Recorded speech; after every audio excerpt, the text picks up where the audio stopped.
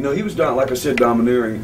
Skip Young could do his voice real well. As a matter of fact, he could do Fritz von Erich's voice so good it'd have Bronco Lubitsch jumping. You know what I mean? Bronk! You know, or however he'd do it, you know, that loud thing. But me and Tommy was there. It seemed like they were trying to escape something. I don't know if it was their dad was a tyrant. He forced stuff on them a lot. They had to live to a certain standard of his, because you really never saw Fritz, but you heard stories. You just heard stuff. And then, the time that Kevin had died in the ring, when we were in a 8-man tag, yeah.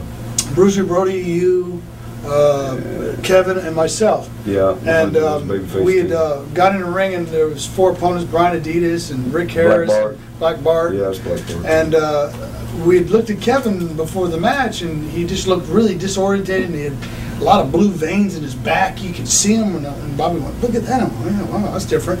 You know, we didn't know he'd been on a binge for 4 or 5 days, and we went to go home. It was easy finish. Shoot Kevin in the corner, crossbody block on Brian Adidas. So Brian shoots him to the corner, crossbody.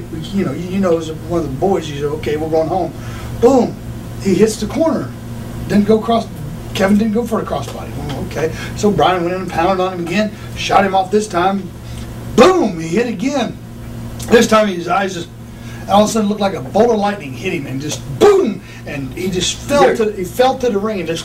Yeah, he kind of went like back then showing fire. He kind of like when he hit, he kind of like his hands drew up. His extremities just. And when he hit the mat. And just started, and all the fans thinking, well, this is part of the match. And Tommy ran in the ring real quick with Black Bart, and Black Bart shot him in, and Tommy sunset flipped him 1, 2, 3, and they got out of there. Meanwhile, people's taking pictures of Kevin Von Erich. He's laying there, he's peed himself, he's shaking like this, and we're panicking, and Bruiser Brody's grabbing cameras, and he's throwing people's cameras and busting them down. And me and Tommy's in there. He told you I was holding his legs because he's kicking. And I grabbed his upper body because he was just convulsing, and he was holding his legs and praying to the God. Oh God, oh God, oh God! I mean, just God help him. God, this is something that, as a wrestler, you know it's a work, but now this is a shoot. This guy is seriously, something's going on, and we're yelling for help. Nobody's coming. So I looked at him, and I'm looking at him. He's just like this, and he's foaming at the mouth, and all of a sudden he went like that, just stopped, he's dead, and he swallowed his tongue, and this part of his eyes just started getting bluer and bluer. And I'm going, oh gosh, here's somebody's dying right in front of me. So all I could think of was, he needs oxygen. I've never given mouth, never took a class in my life about it. But needs oxygen, dude's blue. So I just went down there, and started blowing his mouth, and blah, he spit up, and I was like, and then, boom, boom, came to, and, didn't come to, but the paramedics were there at the time and took him off, and I was quit wrestling that night. I drove home 5 miles an hour on the interstate, radio off. I'm done. I'm through. I'm quitting wrestling. I don't need this. Just something like that you just never go through in your life, and it freaked me out. I just didn't want to be around that no more. I was like, no, I'm done.